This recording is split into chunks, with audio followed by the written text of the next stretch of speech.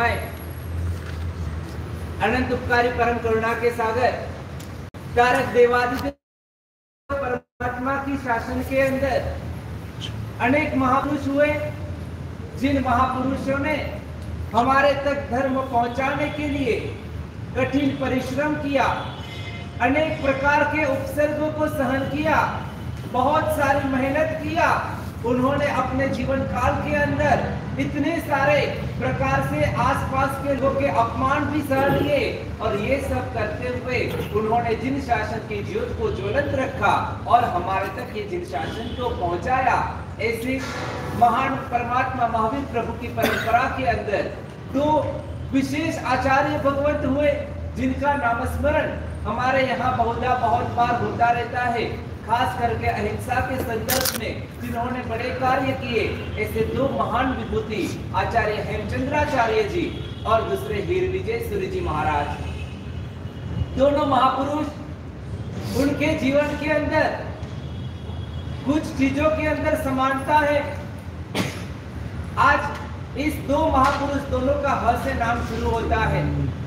दोनों महापुरुषों ने राजाओं का प्रतिबोध करके जिन शासन की सेवा किया, हेमचंद्राचार्य जी और हीर विजय सूर्य जी, ये दोनों की एक विशेषता वो रही कि हेमचंद्राचार्य जी ने हिंदू राजा का प्रतिबोध किया और हीर विजय सूर्य जी ने मुसलमान राजा का प्रतिबोध किया। आज के संदर्भ में देखें तो हमको ऐसा लगे कि मुसलमान राजा को प्रतिबोध किया ये बड़ी बात है, परंतु वो जमाना ऐसा नहीं था। उस जमाने के अंदर हिंदू और मुसलमान दोनों हमारे से पराये ही थे और दोनों की ओर से हमको आक्रमण थे, और उस समय हिंदू राजा से भी प्रतिबोध करके काम करवाना वो इतना ही कठिन था। तो दोनों महापुरुषों ने अपने समय के अंदर जो महान कार्य किए, उनके अंदर आज आचार्य भगवान हीर विजय सूर्य जी महाराज साहब की बात करनी है। तथागत के अधिपति आचार्य भगवत हीर विजय सूर्य जी वर्तमान काल के अंदर कितना साधु समुदाय है, वो हीर विजय सूर्य जी महाराज साहब से कनेक्ट है, यानी उनकी शाखा प्रशाखा में ही आता है, उनकी शिष्य परंपरा में ही आता है। चाहे सागर जी महाराज साहब का समुदाय हो, चाहे और कोई समुदाय हो, वो सारे समुदाय उनके बड़े गुरु महाराज, उनके गुरु आकर कनेक्शन हीर सूर्य जी से लग जाता है। और हीर सूर्य जी के बाद ऊपर की पीढ़ियां सबकी समान है। हीर विजय सूर्य जी के बाद इतने अलग अलग साधु अपनी शाखा प्रशाखाएं निकले। हीर विजय सूर्य जी महाराज का जीवन हकीकत में अद्भुत है। उनके जीवन को समग्रतया देखते ना, तो एक सबसे बड़ा गुण उनका हो तो वो है निडरता। वो कभी डरते नहीं थे, हिम्मत से काम लेते थे, जोखिम उठा सकते थे। साहस करने का उनके अंदर जो ताकत थी ना, वो अनबिलीव थी, यानी हम सोच नहीं सकते इतनी जबरदस्त कक्षा से उनके अंदर साहस था। उनकी निडरता की आगे बात करेंगे, इतनी जबरदस्त निडरता और इतने बड़े बड़े जोखिम अपने जीवन के अंदर उठाए हैं जिनकी कल्पना तक नहीं कर सकते। आचार्य भगवत हीर विजय सूर्य जी महाराज साहब का 1583 विक्रम संवत 1583 में जन्म हुआ था। मागसर सुद नौम के दिन जन्म हुआ। पालनपुर के अंदर, गुजरात में पालनपुर, आज हीरा बाजार के व्यापारी ज्यादातर पालनपुर से है। उस कुल के अंदर रत्न समान्य महात्मा जन्म हुए। उनके पिता का नाम था कुंवर शेठ और उनकी स्त्री, उनके पत्नी का नाम था धर्मपत्नी थे नाथीबाई। नाथीबाई के कुक्षी से ये रत्न पैदा हुआ और वो 7वें पुत्र थे। उनके 3 भाई आगे हो गए, 3 बहन हो गई। उनके बाद 7वें पुत्र के रूप में हीर विजय सूर्य जी हुए। संतति के अंदर पीछे पीछे जो होते हैं ना, वो ज्यादा महान होते हैं, ऐसा अक्सर कई बार देखा गया है। हमारे सिद्धेश्वरी बापजी महाराज साहब उनके माता पिता के 6ठे संतान थे। आप बहुत बड़े इतिहास देखेंगे ना, अभी अभी एक रिसर्च हुआ था पिछले, यानी अभी के जो जिंदा है ऐसे लोगों में तीसरा संतान होता है ना, वो ज्यादा, ऐसा बहुत सारे लोगों के अंदर ये देखा गया। तो ये आश्चर्य की बात है, कहता है जेनेटिक रूप से पता नहीं, उसका रिसर्च चल रहा है, पर पिछली की संतानें ज्यादा महान होती है कई बार। और 12 साल की उम्र के थे वो, उनका नाम रखा गया हीर जी। वो 7वें संतान थे। 3 भाई बड़े थे, 3 बहन बड़ी थी। पढ़ते लिखते तैयार होते 12 साल के अंदर, 12 साल के हुए तब जाके उनके माता और पिता दोनों का मृत्यु हो गया। जीवन के अंदर वो ऐसा एक घटना हम तो हमारे घर के अंदर एक जैन होने का एक कॉमन नियम घर का होना चाहिए कि कम से कम घर का हर सदस्य गुरुवंदन करने जाए। ये मिनिमम नियम, हमेशा के लिए गुरुवंदन करने जाना, ये घर का एक कॉमन नियम बनाए। हीर जी उनका नियम था हर रोज गुरुवंदन करने जाने और हर रोज गुरुवंदन करने जाते। दास गुरु जी महाराज से हुआ और प्रवचन से उनकी बातें सुनते। वैराग्य तो माता पिता की हकीकत में व्याख्यान सुनने से वैराग्य होता है ना, वो क्या होता है, बाहर का जो झटका लगता है ना उसको प्रदीप्त करने का काम करता है। संसार ही ऐसा है, परंतु थोड़े समय के बाद विक्रम संवत 1596 के अंदर 14 साल की, जब 13 साल 13.5 साल की उम्र थी, उस समय कार्तिक बीच के दिन हीर जी की पाटन के अंदर दीक्षा हुई। हीर हर्ष मुनि जी महाराज उनका नाम हुआ। महात्मा बहुत ही अद्भुत कक्षा के, यानी कि पहले से जो व्यक्ति महान बनने वाली होती है ना, महान व्यक्ति महान कैसे बनती है, उनका एक अच्छा सा चीज विदेश के एक विद्वान ने कहा था। उन्होंने कहा महान व्यक्ति जो सामान्य व्यक्ति होती है ना, वो सालों के अंदर अपना जीवन का निर्णय करती है, यानी इस वर्ष में ये करूंगा, इस वर्ष में ये करूंगा, ऐसा प्लान करने वाले अक्सर सामान्य कक्षा के लोग होते हैं। हम तो वो भी नहीं करते थे, परंतु वास्तविकता में जो वर्ष के हिसाब से निर्णय करते हैं ना, वो सामान्य बड़ा काम नहीं कर सकते, क्योंकि वो एक साल बिगाड़ देते हैं तो दूसरा साल भी बिगड़ता है, तीसरा भी बिगड़ता है। थोड़े भी अच्छे लोग होते हैं ना, जिसको आप कह सकते हैं, आपकी लैंग्वेज भी कहूँ ना, तो सामान्य कक्षा के लोग, यानी कि आपके जैसे भौतिक दुनिया से कहे ना तो एमएलए लेवल के लोग होते हैं ना, जो एमएलए बनते ये होते, ये महीने के हिसाब से काम करते हैं, इस महीने में ये करना, इस महीने में ये करना, इस महीने में ये करना, तो वो एमएलए लेवल तक पहुंच सकते हैं। ये सिर्फ मैं पॉलिटिकल लेवल नहीं कहता, आध्यात्मिक लेवल हो, आर्थिक लेवल हो, जिस व्यक्ति को ऊंचे कदम पे पहुंचना है तो कैसे पहुंच सकते हैं, सालों की व्यवस्था से हिसाब से करते ना, वो सामान्य है। एमएलए लेवल के लोग हैं, वो महीने के हिसाब से करते हैं। जो व्यक्ति को एमपी बनना है, संसद में जाना है, वो व्यक्ति वीक के, हफ्ते के हिसाब से प्लानिंग करता है, इस हफ्ते में ये करूंगा, अगले हफ्ते ये, अगले हफ्ते ये। कैबिनेट लेवल का मंत्री बनना है ना, उसको दिन के हिसाब से चलना पड़ता है, आज ये, कल ये, परसों है, तरसों है। और जिसको प्रधानमंत्री बनना है उसको घंटे के हिसाब से चलना पड़ता है, इस घंटे पे ये, दूसरे घंटे पे ये, तीसरे घंटे पे ये। हीर हर्ष मुनि जी वो ऐसी विभूति थी, महान विभूति कैसे होती है, जो पहले से घंटों से हिसाब से काम करती है ना, वो महान विभूति बन सकती है, क्योंकि उनका एक भी घंटा फेल नहीं जाता। और इनकी वजह से महानता ऐसे पैदा होती है, महानता ऐसे वैसे पैदा नहीं होती, अचानक एकाएक आ जाए, या तो भाई हम कहते हैं कि पुण्य के हिसाब से, पुण्य के हिसाब से होता है, पर पुण्य को भी विकसित करने के लिए, उसको बाहर लाने के लिए आपका सतत पुरुषार्थ चाहिए। तो फिर हर्ष मुनि जी अपने ज्ञान ध्यान के अंदर गुरु महाराज की सेवा के अंदर गुरु की आज्ञा के अनुसार डूब गए। 4, 2 साल, 5 साल समय गया, कुछ ही समय के अंदर तो इतना पढ़ लिया, इतना पढ़ लिया कि उनके पास वर्तमान काल, उस समय तत्कालीन गुरु भगवंतों के पास कोई ज्ञान नहीं बचा होगा तो उनको देने का बाकी है। सब मतलब कि बहुत सारे शास्त्र के पारगामी बन गए। आचार्य भगवत दानसूरी जी महाराज, उनके गुरु महाराज सोचते हैं कि इतने विद्वान साधु, उनको आगे क्या पढ़ाया जाए। कैसे विद्वान हो गए कि जिनका पढ़ाने वाले को हो गया कि हमारा पढ़ाने का उनके पास फिनिश हो गया, और इसलिए फिर जाके कहते, जैसे आपके वहां पर भी सिस्टम होता है कि स्कूल खत्म होती है तो कॉलेज में जाते हैं, कॉलेज का एक लेवल खत्म होता है तो आगे की डिग्री के लिए दूसरी जगह जाते हैं। इस लेवल से फिर विजय सूरी जी, दानसूरी जी को लगा कि इसका बहुत ज्ञान मिल गया, अब आगे कैसे पढ़ाया जाए। तब उस समय के अंदर विद्वानों की नगरी थी दौलताबाद। दौलताबाद के अंदर बहुत बड़े बड़े विद्वान, दानसूरी जी महाराज साहब ने दो साधु भगवंत को कहा, हीर हर्ष मुनि को लेके वहां पर जाइए और वहां पर पढ़ाइए। हीर हर्ष मुनि को लेके गुरु की आज्ञा तहत थी, निकल गए दौलताबाद, और महाराष्ट्र में आया ये क्षेत्र। वहां पर पहुंचते हैं, दौलताबाद का देवगिरी करके एक नगर था, वहां पर पहुंचते उपाश्रय के अंदर जाते हैं, वहां पर विराजमान होते हैं। आसपास में तपास किया था, पता था फलाने फलाने पंडित है, बड़े विद्वान है, और वो पढ़ाए, उनके पास ऐसे ग्रंथ है कि अगर मेरे को जो पढ़ना है वो पढ़ा सकते हैं। जाके पंडित जी को पूछा कि हमको पढ़ाई करना है तो आप कराएंगे, ऐसे विषय को मैं पढ़ाऊं, आगे आगे पढ़ना है।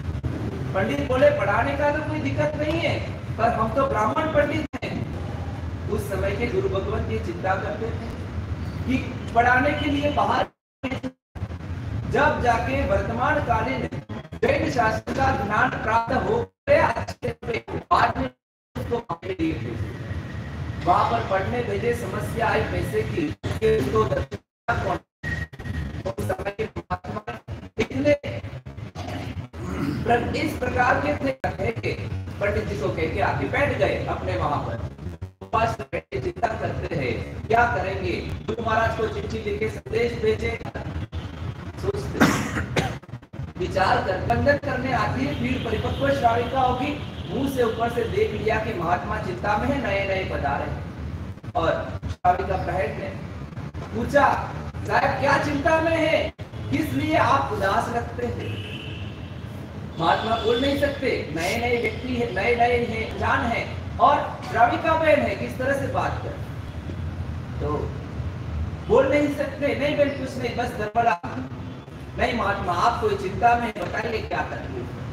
आपका जो बड़े महात्मा हो गए उन्होंने मुंह खोला, उन्होंने कहा कि ये हमारे महात्मा है, पढ़ाई करने के लिए गुरु महाराज ने इधर भेजा है, हमको व्यवस्था का पता नहीं था, और इसलिए यहाँ आने के बाद पंडित कहते हैं कि दक्षिणा का क्या, और ये दक्षिणा की बात आई, और इसलिए हम मुझे आए हैं कि इसका कैसे अब आगे का अध्ययन का क्रम हो। श्राविका जी बोलते हैं आप चिंता नहीं कीजिए, मैं श्रावक को भेजती हूँ, व्यवस्था सारी हो जाएगी। और उन्होंने अपने श्रावक को भेजा, गुरु महाराज को कहाँ पढ़ना है देखिए, उनकी व्यवस्था करके। आज आप लोगों को इस विषय की चिंता है या नहीं है? धर्म के अनेक प्रकार के कार्य करने जैसे हैं, उनमें ये भी एक कार्य है कि हमारे महात्माएं साधु बाहर जाके, यानी कि बहुत अच्छे लेवल से पढ़ करके तैयार हो, जहाँ जहाँ पर व्यवस्था है, बड़ा समुदाय है, अंदर अंदर पढ़ने की व्यवस्था है, वहाँ तो ठीक है, पर जहाँ 2 साधु 3 साधु साध्वी जी भगवान पधारते, उनके अध्ययन के लिए बेंगलोर के अंदर कितने विद्वान पंडित मिलते हैं, अच्छे अच्छे लेवल के पंडित है, तो साधु साध्वी जो पढ़ा सके, ब्राह्मण पंडित होते हैं, व्यवस्था संघ का कर्तव्य है। मैं तो वहां पर कहता हूँ, जब जाके हमारे कोई साधु को हार्डवर्ड से पढ़ाया गया तो इतना अच्छे जमाने, हाँ, क्योंकि विषय उस जमाने के विषय अलग थे जो दौलताबाद में पढ़ाए जाते थे, वो विषय आज के जमाने में इधर भी पढ़ सकते हैं। तो ऐसे विषयों को लेके चिंता करनी चाहिए। एक गुरु भगवान के मुंह के ऊपर से देख लिया कि गुरु भगवान चिंता में है, और मैं आपको गुरु की अच्छे से अच्छी सेवा कौन सी, गुरु के भावों को, गुरु की अच्छी से अच्छी सेवा कौन सी, गुरु के मन को प्रसन्न करना, वो उनकी सेवा। तो गुरु के ये एक कार्य था, और इस कार्य के लिए हम कहते हैं वीर विजय सूर्य जी महान हुए ना, उनके पीछे कितने लोगों का योगदान हुआ ना, उनमें से जिन्होंने सामने से जाके कहा कि गुरु भगवत मुझे ये लाभ दीजिए, और जाके उन्होंने पढ़ाई करने के बाद बहुत अच्छे से, और इसलिए बहुत कम समय के अंदर, सिर्फ 11 साल के दीक्षा पर्याय में 1607 के अंदर उनको संन्यास पद दिया गया नाडोल के अंदर, राजस्थान के अंदर, और 1608 में नाडोल के अंदर ही आचार्य पद दिया गया, 1610 के अंदर सिरोही में आचार्य पद दिया गया, 1608 में पन्या उपाध्याय पदवी नाडोल के अंदर हुई, 1610 में आचार्य पदवी जब हुई सिरोही के अंदर, और सिरोही में उनका नाम वीर विजय सूर्य जी हुआ। पहले वीरहर्ष मुनि था, उसका वीर विजय सूर्य जी हुआ।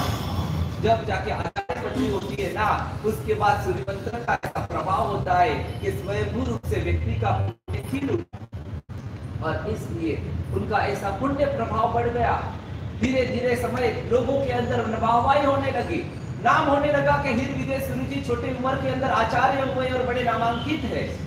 उस समय एक श्रावक थे, दिल्ली में रहते थे, नाम था सम्रतमल जी भंसाली, और सम्रतमल जी भंसाली उनको भाव हुए कि मुझे चरिपालित संघ निकालना, चरिपालित संघ निकालने के लिए दिल्ली के अंदर कोई महात्मा नहीं, तो क्या करने का, जिस तरह से आप लोग यहाँ से संघ निकालना है तो क्या जाते हैं, गुजरात जाते, और वहां पर उस जमाने में भी यही चलता था। उस जमाने के अंदर वो दिल्ली से आए, और 1615 के अंदर आचार्य भगवान हीर विजय सूर्य जी महाराज साहब के निश्रा में सम्राटमल जी भंसाली ने शत्रुंजय का संग निकाला। कहां से निकाला उसका उल्लेख नहीं है, पर शत्रुंजय का संग निकाल के वहां पर जिन मंदिर की प्रतिष्ठा कराई। 1615 से 1600 के बीच के 5 साल के अंदर सम्राटमल जी भंसाली ने दिल्ली से बहुत कार्य किए। चंपा श्राविका के सगे भाई थे।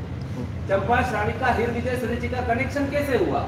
सम्राटमल जी भंसाली ने ये किया था तब जाके चंपा श्राविका आई होगी, और इसलिए उनका चंपा श्राविका से ये कनेक्शन हुआ था। और चंपा श्राविका ने जब 6 महीने के उपवास किए, उनकी बात हीर विजय सूर्य जी के कृपा से हुआ ही कहा, तो उनका कनेक्शन यहाँ पर चरिपालित संघ के माध्यम से उन्होंने बड़ी शासन की प्रभावना किया। जब शासन की प्रभावना होती है तो भी धर्म के साथ चलती, तो हीर विजय सूर्य जी कई जगह पे ऐसा भी था कि लोग थे उस समय ना मुसलमान राजा, और मुसलमान राजा के साथ जैन समुदाय का बहुत अच्छा सा कनेक्शन। जैनों ने कभी विरोध के झंडे नहीं गाड़े हैं। उन्होंने कितना उन्होंने कैसे भी खराब लोगों के साथ भी रिश्ते बनाए रखे। उन्होंने खुद को जिस व्यक्ति ने परेशान किया ना, रिश्ते बनाए। जैन क्या सोचते, जो व्यक्ति परेशान करता है वो हमारे से ज्यादा भारी है, वो तो है ही, कोई हमको परेशान करता है, अब उससे अगर रिश्ते नहीं रखेंगे तो और ज्यादा परेशान करेंगे। कि जिंदगी जीने की कला उस समय से सीखने मिलती है। मुसलमान लोगों ने हमारे मंदिर खोले ना, तो भी हमारे रिश्ते उनके साथ अच्छे थे। तो ऐसे एक सेठ थे खंभात के राम जी करके, मुसलमानों के साथ रिश्ते अच्छे। रत्नपाल जोशी शेख का नाम, उनके बेटे का नाम था राम जी। तो राम जी का 7-8 साल का हुआ ना, वहां तक बोलता नहीं था, व्याधि था और बोलता नहीं था राम।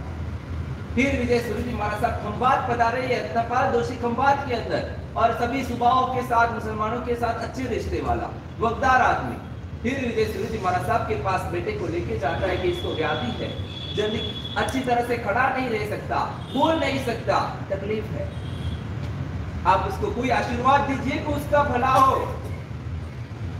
और उस समय भला होने की भावना से आशीर्वाद लेने के लिए गुरु महाराज क्या आशीर्वाद देते? आशीर्वाद में क्या देते? निस्तार पारगा हो, यानी कि तुम्हारा संसार विस्तार हो जाए, यानी अच्छा हो जाए या टूट जाए। ये आशीर्वाद के अंदर क्या आशीर्वाद है? संसार अच्छा हो जाए या टूट जाए? हाँ, टूट जाए। और तो अर्थ नहीं समझते, इसलिए आते या तो विश्वास है कि साहब जी के आशीर्वाद में इतनी ताकत नहीं है, हम बराबर पक्के हैं। फिर विजय सूर्य जी आशीर्वाद देते, कहा कि इनको अच्छा हो जाए तो क्या करेंगे? बोला आपका बोलने में तो आप लोगों के पास वचन तो कितने अच्छे अच्छे दे देते हैं, जब जाके आदमी मजबूरी में होता है तो क्या कह सकता है? ये अच्छा हो जाए तो आपका गुरु महाराज। लगता था कि राम जी की कोई 8 साल की उम्र तक कुछ नहीं हुआ, तब क्या हो? पर साहब जी ने आशीर्वाद दिया, उनकी चारित्र प्रभाव था, उनका पुण्य प्रभाव था, उसका आत्मबल और उसका मंत्र प्रभाव था। राम जी धीरे धीरे अच्छा होने लगे। गुरु भगवान तो विहार करके निकल गए। 2 साल के बाद जब वापिस आए, तब जाके पता चला कि राम जी को ठीक हो गया। फिर विजय सूर्य जी महाराज ने रत्नपाल जोशी को बुला के कहा, भाई बेटे को कैसे है? गुरुदेव आपके आशीर्वाद से बहुत अच्छा। वचन याद है या नहीं है? पानी अंदर इतना होना चाहिए, तो फिर निभा के रहेंगे। रत्नपाल जोशी फिर गए, ऐसे वैसे जवाब लेके बाहर निकले। उनको हुआ सूर्य का बड़ा प्रभाव है, बड़े अच्छे अच्छे श्रावक उनके पास है, और मेरे ऊपर फोर्स करेंगे, बोला तो सबके सामने, तो लड़का दे देना पड़ेगा। कुछ ऐसा करते हैं कि जिससे हीर सूर्य जी यहाँ से भागना पड़े। और हकीकत में जैन संघ के अंदर खराब परिस्थिति के अंदर बुरा मत लगाना, पर वास्तविकता कि जितना भी बुरी परिस्थितियां आई है ना, साधुओं को सहन करना पड़ा, श्रावकों की वजह से करना पड़ा। हीर विजय सूर्य जी को मुसलमान राजाओं की कारण से 3 बार त्रास सहन हुए, और 3 बार जैन श्रावकों की वजह से। हमारे में से कोई फूट गया, हमारे में से कहीं ने जाके फरियाद कर दिया, उसकी वजह से हीर विजय सूर्य जी महाराज को परेशान।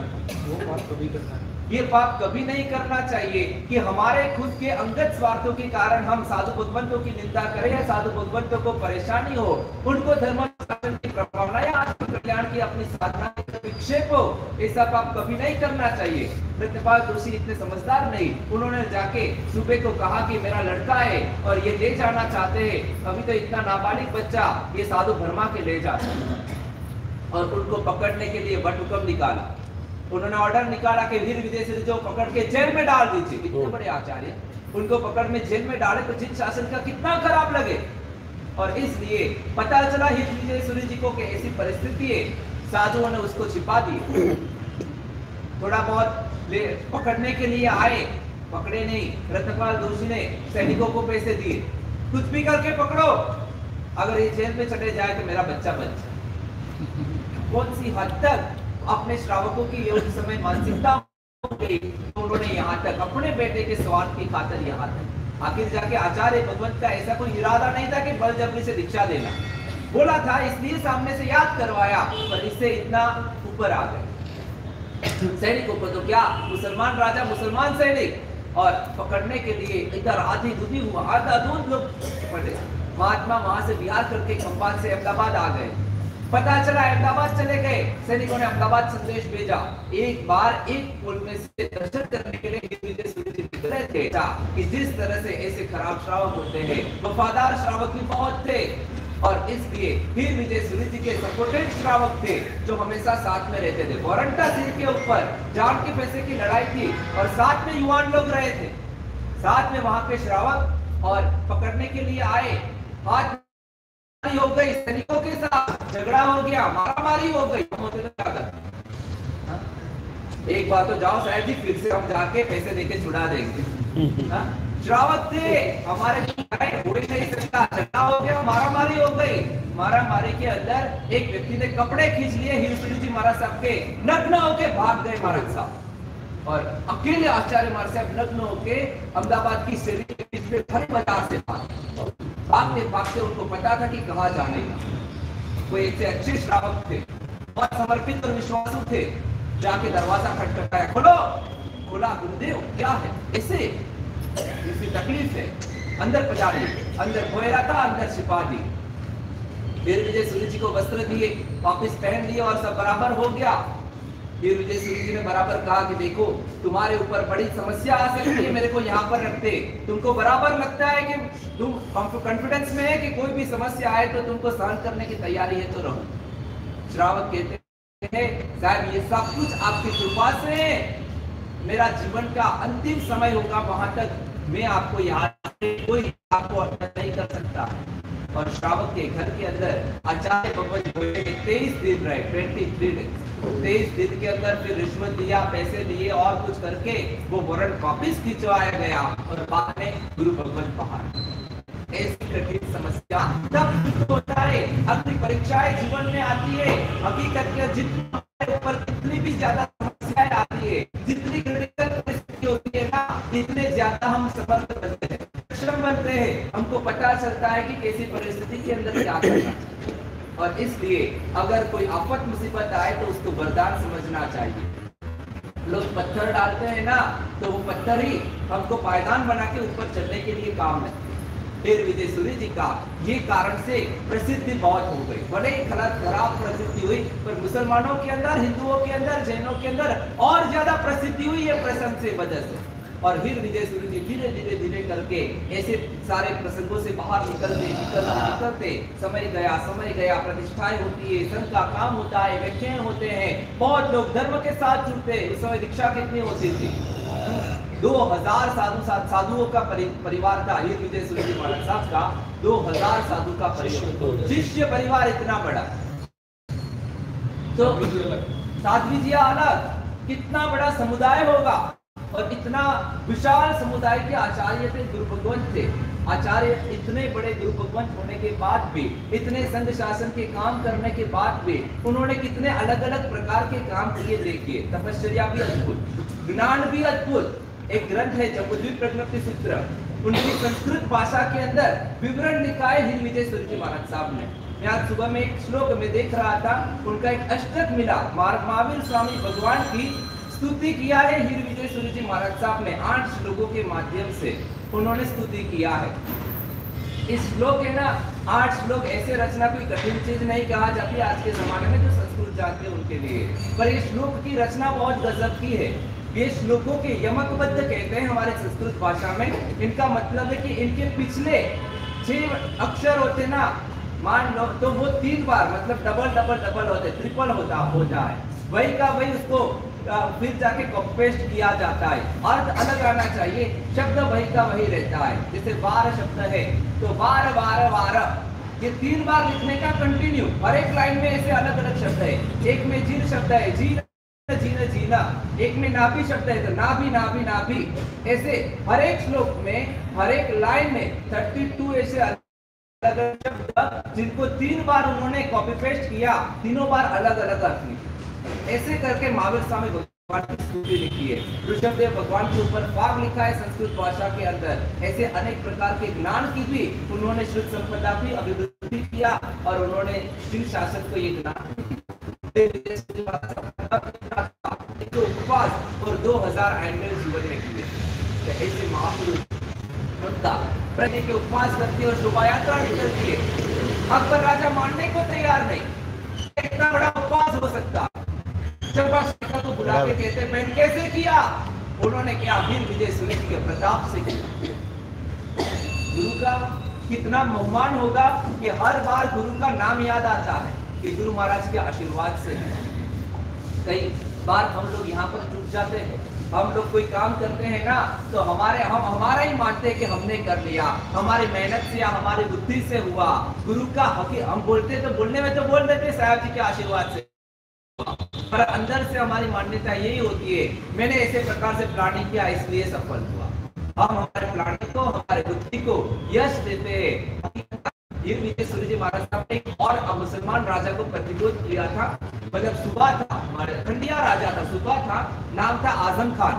आजम खान की बात भी गजब की है। जैसे अकबर राजा की बात है ना, ऐसे आजम खान की भी। ये अकबर राजा का प्रतिबोध के बाद उन्होंने एक सिलसिला चलाया था कि जितने, एक बार हमारे बिजनेस में ऐसा कहा जाता है कि जिस जगह पे मान लो कि मध्य प्रदेश के अंदर अगर बराबर चलता है तो मध्य प्रदेश में और 4 दुकान खोलनी चाहिए, में अच्छा चलता है तो और 4 दोमन। फिर विजय सूर्य जी महाराज साहब ने एक काम किया था, उनको लगा मुसलमान से हमारे रिश्ते अच्छे बनते हैं। आजम खान करके एक अहमदाबाद का सूबा था, महाराज साहब ने धन विजय जी महाराज साहब को एक बार भेजा कि जाके बोलो कि हीर विजय सूर्य जी महाराज को ऐसे ये तीर्थ रक्षा के शत्रुंजय के फरमान मिले, परंतु उसका अमल नहीं हुआ है तो जाके बोलो कि इसका काम करना। आजम खान को जाके कहा, आजम खान बोला हाँ ठीक है मैं अभी युद्ध करने जाता हूँ, बाद में आके करूंगा। युद्ध करने चला गया, परंतु मन में अंदर था कि हीर विजय सूर्य जी बड़ा नामांकित है। अकबर जैसे अकबर को प्रतिबोध कर दिया, ये तो कैसे जबरदस्त हो गए। नमस्मरण करता है हर रोज युद्ध के अंदर हीर विजय सूर्य जी का कि भगवान मैं जीत जाऊं, क्योंकि बहुत भारी जूनागढ़ और गोंडल की युद्ध था तो बहुत भारी, सामने वाले हिंदू पक्ष बहुत मजबूत था, परंतु मुसलमानों की कूटनीति व्यूह रचना उनकी वजह से जीत गया। जीता, वापिस आके हीर विजय सूर्य जी को अपने आप बुलाता है, ऐसा नहीं कि फिर से याद कराना पड़ा, अपने आप बुलाता है। धन विजय जी महाराज और हीर विजय सूर्य जी महाराज साहब सब साथ में गए। साथ में जाते तो आजम खान क्या कहते हैं पता है? आजम खान देखो मुसलमान है, वो कहते हैं मैं इस युद्ध में जीता ना, वो आपकी वजह से मैं हर रोज आपका नामस्मरण करता था इसलिए। एक मुसलमान व्यक्ति के अंदर भी कितनी श्रद्धा कि उन्होंने कहा मैं आपके नामस्मरण से, ये साधुओं के गुरु भगवंतों के नाम में ताकत है, परमात्मा के और गुरु भगवंतों के नाम की शक्ति होती है कि उनका नामस्मरण से भी हमको सफलता। आजम खान को कहा गया भाई ये काम है, इस काम को करना, कुछ हो गया था इसलिए काम तो कर दिया, पर आकर तो मुसलमान था ना, अपना मन था कि अपने धर्म का थोड़ा सा अच्छा दिखाने का। तो आजम खान ने हीर विजय सूर्य जी महाराज साहब को एक मुकुट पाठ पढ़ाया। मुकुट पाठ में समझ आता है आप लोगों को? मतलब कि एक ऐसी कहानी जिसको कह सकते कि काल्पनिक कहानी, तरंगी कहानी कही। उन्होंने कहा महाराज ठीक है आप जैन हैं, मतलब हिंदू बने हैं, परंतु खुदा को आप नहीं मिल सकते। पहले उन्होंने पूछा कि आप खुदा को कभी मिले हैं? फिर विजय सूर्य जी महाराज ने जवाब मत दिया कि आज के जमाने में हिंसा और ये सब इतना बढ़ गया है कि खुदा इधर आ नहीं सकते। इसलिए लगा उनको कि ये गजब के तो उन्होंने कहा कि खुदा को आप नहीं मिले हैं ना, आप मिल भी नहीं सकते। बोले क्यों नहीं मिल सकते? तो क्या आपको पता नहीं है, पुराने जमाने की एक बात है, एक हिंदू और एक मुसलमान में झगड़ा हो गया कि हम कौन खुदा को मिल सकता है। तो हिंदू गया, तो चलते चलते चलते, खुदा तो कितने दूर रहते हैं, चलते चलते चलते गया तो थक गया, आधे रास्ते में ही मर गया, वो नहीं मिल सका। फिर मुसलमान की बारी आई, तो मुसलमान ने क्या किया, शरीर इधर ही छोड़ के उड़ के गया, उधर गया, खुदा को देखा, राज सिंहासन के ऊपर बैठे थे, दर्शन करके वापिस आया तो वहां पर मिर्ची बहुत थी, तो मिर्ची लेके आया और मिर्ची अपने बगल के अंदर दबा के लेके आया और यहाँ आके दिखाया कि खुदा के पास से मिर्ची लेके आया। बोलो हमारे मुसलमान जाके मिल के आए, आपके लोग नहीं मिल सकते। मुसलमान बिल्कुल कोई इसके अंदर कहने जैसे नहीं, पर उनको कौन समझाया कि गलत बात है। और मुसलमान ने, इन लोगों की बुद्धि इतनी कि वो लोग तो मान गए थे हकीकत में ऐसा है, उनको सिखाया होगा उनके मौलवियों ने किसी ने। वीर सूर्य जी महाराज बोले ये बात ही गलत है। बोले कैसे गलत? आप बोलो और गलत, हमारे हमको सिखाया गया है बचपन से ये बात सही। बोले कि देखो गलत इसलिए है, मैं हिंदू की बात नहीं करता, मुसलमान की बात करता हूँ। आप कहते हैं कि ईश्वर है, उसका आकार नहीं है, इसलिए मस्जिद के अंदर आप कैसे पूछते हैं? सिर्फ दीवार को पूछते हैं। तो फिर जाके वहां पर खुदा का आकार कैसे था जो राज सिंहासन पे बैठा था? बात सही है। दूसरी बात, आप कहते हैं शरीर इधर छोड़ के आपका मुसलमान गया तो मिर्ची लेके कैसे आया? आजम खान मान गया कि बात गलत है, उनको प्रतिरोध किया। जब हमारे है ना कि सामने वाले को ऐसे समझा है ना, तो सामने के तय करने का हमारे दिमाग में नहीं करने का, हम के देख के ये दलील देंगे। तो सामने वाले को देख के उन्होंने समझाया, आजम खान ऐसे माने। और कासिम खान करके उन्होंने भी इस प्रकार से तकलीफ हुआ था। देखो कैसे कैसे प्रकार की वंडर हुए थे, हमारे लोगों ने कैसे परेशान किया था हीर विजय सूर्य जी महाराज साहब को। उनके दो शिष्य थे हीर विजय सूर्य जी महाराज साहब के, और दो शिष्यों को हीर विजय सूर्य जी कोई बराबर योग्य नहीं होंगे, तो उन्होंने समुदाय बाहर किए। समुदाय बाहर किए, उस जमाने के अंदर समुदाय बाहर होना यानी कोई रखता नहीं, चौमासा किस लाना चाहिए, जो गुरु की आज्ञा में ऐसे साधु साध्वी को चौमासे लाना चाहिए। ऐसा नहीं कि बड़े आचार्य है या बड़ा नाम हो गया है या बड़े प्रभावक है इसलिए लेके आ गए। गुरु की आज्ञा के अंदर है, तो अगर आप ऐसे ही किसी को भी सपोर्ट कर देते हैं ना, इसलिए व्यवस्था तंत्र बिगड़ जाता है। ये दो साधु अलग हो गए थे, उनको हुआ कि कोई रखता नहीं है, कोई परिस्थिति खराब हो गई, वीर सूर्य जी महाराज साहब को कहा वापस ले लीजिए, पर वो लेने को तैयार नहीं। तो साधुओं ने क्या काम खान के पास दवाई कर दी और कासिम खान ठीक हो गया। बोला ठीक हो गया, आपको कोई काम हो तो बताइए। दिमाग के अंदर आ गया, बुला के कह देते हैं कि आप उन दोनों को वापस ले लीजिए, मैंने उनको बोल दिया कि वापस ले रहे, उनको मैं बोल दूंगा और वापस ले लेंगे, तो मेरा वचन है कि मैं आपको आज्ञा करता हूँ कि वापस ले लो। क्या करने का? परिस्थिति ऐसी है कि यहाँ पर साधु मानते नहीं है, इसलिए अयोग्य होने की वजह से। और दूसरी समूह सुबह कहता है नहीं मानेंगे तो कितना कठिन तपस्या है, यानी कि ऐसे जोश कराने का, पैदल चलने का समझाया पूरा। प्रतीत हो गया, अरे बाप रे ऐसा कठिन जीवन, बोला हमारा इतना कठिन जीवन, तो ऐसे लोगों को बड़े को किसी को दीक्षा देने के लिए कितना मेहनत करता हुआ, बात नहीं बताइए। हीर विजय सूर्य जी का नहीं मानते थे, अब सुबह उनके ऊपर गुस्सा हुआ, अरे तुम लोग मानते नहीं थे इसलिए तुमको दूर किया और मेरे को बताया नहीं, मेरे को लिख के दो कि तुम हीर विजय होंगे। अब सुबह ने कहा लिख के देना पड़ा और वापिस ले लिया, दोनों देने से। तो ऐसे कई काम हीर विजय सूर्य जी महाराज साहब ने जबरदस्त किए। जब अकबर राजा का मुख्य प्रसंग है हीर सूर्य जी के जीवन का, जिनके अंदर उन्होंने बहुत कुछ काम किए। एक और क्या, इसके बीच के अंदर एक सम्राट जी भंसाली ने कानमल जी करके एक श्रावक था जो 1826 के अंदर खंभात के अंदर का सरदार भाई था, और ये कानमल जी ने जिन शासन की बड़ी होगी और चलाएंगे तो बड़ा नुकसान होगा, उनको वापस ले लेना चाहिए। तो इसके समझाने के लिए श्रावक कितना होशियार होगा, सब कुछ समझाया, ऋषि को समझा के तैयार किया। बोले मैं आऊं तो सही, परंतु मुझे कोई लेना चाहिए आपके संप्रदाय के अंदर, मैं साधु के रूप में ही रहूंगा। बोला ठीक है। फिर विजय सूर्य जी महाराज साहब के पास आके पक्का के हमारे साहब इसको लेके अभी आ जाएंगे तो अच्छा है, लेकर पूरा संप्रदाय चलाएंगे, नुकसान कर डालेंगे। फिर विजय सूर्य जी बोले ठीक है, पर उनको लाते तो ऐसे वैसे नहीं लाना है। फिर विजय सूर्य जी महाराज साहब ने उनको सिखा, सुनिए महाराज ने सब तैयार कर दिया। भवन के सबके अधिकारी कौन कौन? चंद्र कुमार जी नहीं बोले क्या कभी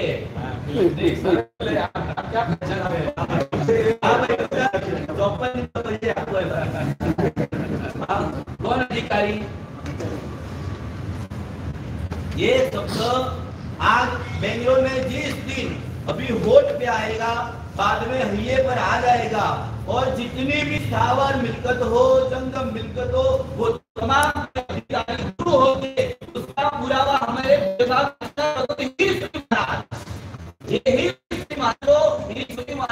भगवान वासा ने ये जब आप लोगों को पूछ रहा हूं भाई, महाराज गीता उनको क्या विरुद्ध लगाया गया? जगत गुरु। जगत गुरु, और जगत गुरु का विरुद्ध आपको वर्तमान में जितने भी गुरु होंगे ना, उसके अंदर आपको ही सूर्य का दर्शन करने का समझ में आता है भाई। आज का गुणानुवाद सभा को पुण्यशाली सफल बनाया है। हमारे अक्षर विजय महाराज ने बहुत अच्छी बात बता दिया, मगर एक साथ कम से कम आज इतना कोई भी आचार्य भगवान आकर आपको कोई भी प्रकार का आदेश करे, क्या बोलेगा? अरे वाह, क्या अभी तो कोई उपदान में फॉर्म भराने की जरूरत नहीं पड़ेगी, सब तैयार। बोलो कोई उपदान करने के लिए रेडी? अभी आवाज नहीं आ रहा है। देखो पुण्यशाली, आज जगत गुरु जी महाराज का गुणानुवाद को पुण्यशाली सफल बनाना है ना, तो जितने भी आचार्य भगवान आते हैं ना, उसके अंदर गौतम स्वामी का दर्शन करना, उसके अंदर सुधर्मा स्वामी का दर्शन करने का, उसके अंदर ही सुरेश्वर जी महाराज का दर्शन करने का, तो आज का गुणानुवाद किया हुआ हमारा सफल हो सकता। बैठता है ना भाई दिमाग के अंदर? दिमाग में बैठता है कि दिल में बैठता है भाई? थोड़ा जोर से बोलो ना, गुरु महाराज की तरफ मुझे भी तकलीफ है भाई। हाँ, दिल में बैठता है, दिमाग में बैठता है, दोनों में बैठता है। आज से कम इतना दृढ़ संकल्प करो कि वो आचार्य भगवान ने कोई भी प्रकार का सामने विरोध नहीं किया, सहर्ष स्वीकार कर लिया। ये शत्रु ने गिरिराज हीर सूर्येश्वर जी महाराज को दिया जाता है, और हीर सूर्येश्वर जी महाराज ने उनका स्वीकार कर लिया। मतलब कि जो ऊपर से श्रमण भगवान महावीर और जंगम तीर्थ की अनुग्रह दी थी, वही अनुग्रह आचार्य भगवान को मिलती है, और उसका पुरावा हमारे लिए हीर सूर्येश्वर जी महाराज है। तो आज का गुणानुवाद को सफल बनाने के लिए पुण्यशाली, ये मंदिर का मालिक कौन? थोड़ा जोर से बोलिएगा भाई।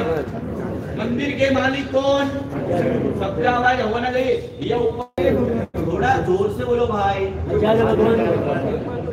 बार क्यों बुलाते हो? मंदिर के मालिक कौन? भगवान। ये भवन छिपा हुआ है। तो आज के दिन पुण्यशाली इतनी मनोमन संकल्प करो कि आज के बाद जितना भी हमारे स्थावर जंगम मिलकर, और हमें भी मालिक कौन, हमको उपदान करना या नहीं करना, उसका डिसीजन किसको लेने का?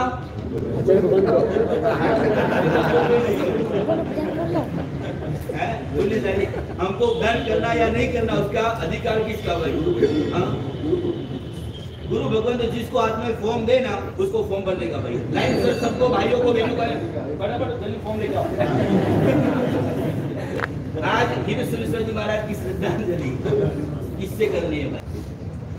अभी 10 और 2 मिनट हो गई है, तुझे गुरु महाराज ने साफ बताया था, और मैंने वहां बाहर ऊपर कांटे का था ना, सर्वमंगल कर देने का।